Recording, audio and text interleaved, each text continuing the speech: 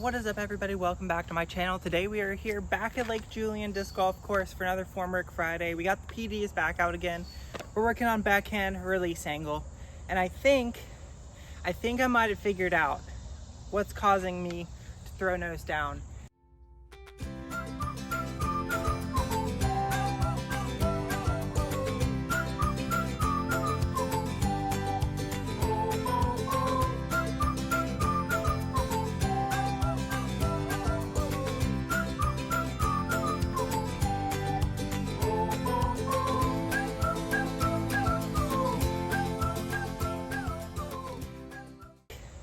I think I might have figured out what's causing me to throw nose down, and it depends based off of the tee pad that I'm on, because some of the tee pads that are poured are not perfectly level, and sometimes you're throwing on grass or off of dirt tee pads that are definitely not exactly all the way level or all the way flat. So what you end up doing is, if it's a downhill sloping tee pad, at the last second as you're going to throw, your hips sink, your shoulders sink ever so slightly, and that's going to tend to make you overstep, which also makes your hips have trouble getting back to this upright position, and then you end up throwing it low. If it's an uphill sloping tee pad, it's the exact opposite. The ground hits you before you're ready for it, so you end up throwing like here. Even if the shot you want to throw is perfectly level and flat, you end up throwing a lot more up. So you have to take tee pads into consideration as well. But I find that no matter which tee pad I'm on, I seem to have the same problem, and that is, as I'm going to step into my throw and I'm trying to throw on hyzer, my shoulder dips. And the reason I'm doing that subconsciously is, as I'm reaching back, I want to make sure that it's lower so I can throw something on hyzer to throw it up. The problem is that's a lot more motion that my shoulder has to go into, so I have to have it extremely precise to be able to stop it at the right time to throw at the right angle. And that's just too many moving parts in your throw. So let's go out today. Let's try to demonstrate the bad way to do it and the better way to do it. Maybe not necessarily the bad way, the way that I'm currently doing it, and the better way that I think it's going to really help me and possibly help some of you guys out there as well. I know I'm talking in the shade. We're not going to throw from the shade. We're going to throw from the sun. It's just really hot out there. I can throw my shoulder down.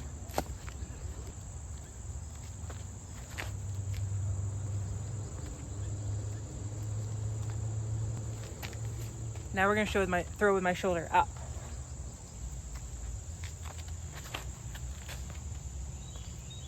Very bad examples. Making me reach further back and down is the same problem that people have when they're rounding. And I've been playing long enough to not have to round, to get basically the same amount of power, and actually to get more power by not rounding. But subconsciously I tell myself I need to throw this harder, so I reach back further. But also because of every job I've ever worked has been extremely physically demanding and has been a lot of work on your body. My elbow is never straight. The only time my elbow ever gets too straight is when I'm throwing and I've already thrown the disc and I'm in the follow through. That's the only time my elbow is ever straight. Doesn't matter where I am, what I'm doing. If you come up and find me in the grocery store, my right elbow is always ever so slightly bent. And so subconsciously, for me to get that extra space that I'm trying to, by reaching back further, instead of just straightening my elbow and straightening my arm out a little bit more, I'm trying to get it with my shoulder. So I need to stop trying to get the separation with my shoulder, because the shoulder needs to stay tight, compact, and in line with the rest of your body, and your arm is what should be doing the separation. So need to be working on that. So it's really, I'm gonna have to kind of slow down my run up a little bit just to really hone in on where exactly my shoulder is being placed in these throws. But as I'm running up, I'm trying to keep my shoulder up, and by doing so, I'm also keeping my elbow up a little bit more, which now I think about it, is very reminiscent to like the way Nicholas Antela runs up. he runs up like this, and he's very smooth with it. So I want to be a little bit more smooth and precise and concise with my throwing motion, and I don't want to have all this extra motion with my arm. I want my arm to be smooth and to not have any extra energy taking speed out of the disc.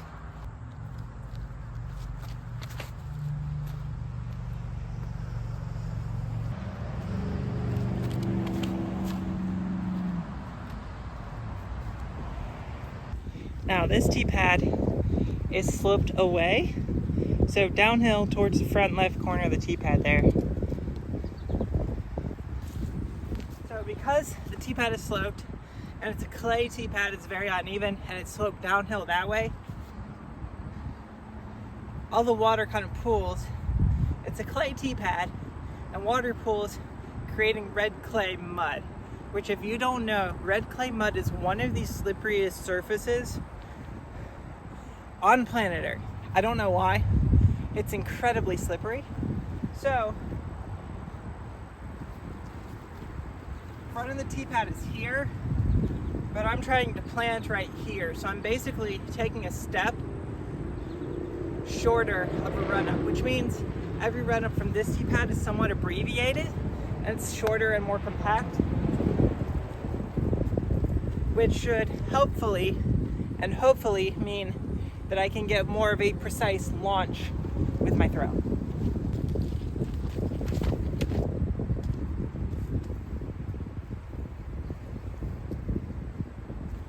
Well, that was nose up.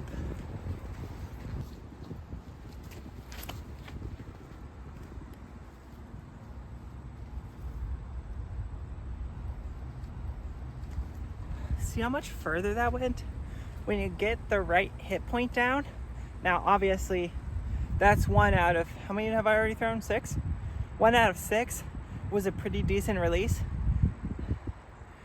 I need to really hone in on that feeling. Whatever I did on that throw, that was a much better throw. I had my shoulder up a little bit higher. It was more of a level throw, and I didn't throw it nose up. Had a nice little launch angle, but it was nose down, so it basically came out super beamed, level, flat, and then it got its full flight, and then it faded. So I need to figure out what that is and do that every time. It's the last drive because I was already doing a lot of throwing earlier today. My arm's a little tired, so I need to make sure that I'm not overusing or overexerting certain muscle groups, especially if I'm trying to build in something new. Let me get that feeling, throw it a couple more times, and then we're gonna just move on with the day. Hopefully this is helpful for you. Hopefully this is helpful for me, because the Formwork videos that I'm putting out right now are not necessarily, this is what you need to do to help fix your game. This is what I'm working on to try to fix my game, and hopefully some of this is helpful for you. What we're gonna do now, be super precise, keep the shoulder up all the way through the shot, even in our reach back.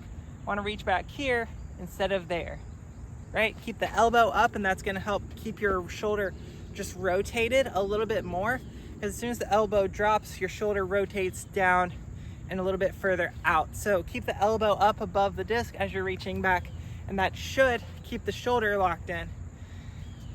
Theoretically speaking, it makes sense in my brain.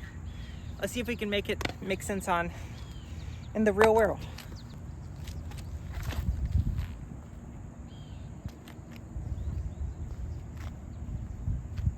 Felt pretty good. Felt like I kept my shoulder back, or kept my shoulder up on that one. See if we can put a little bit more power into it and see if it still comes out clean.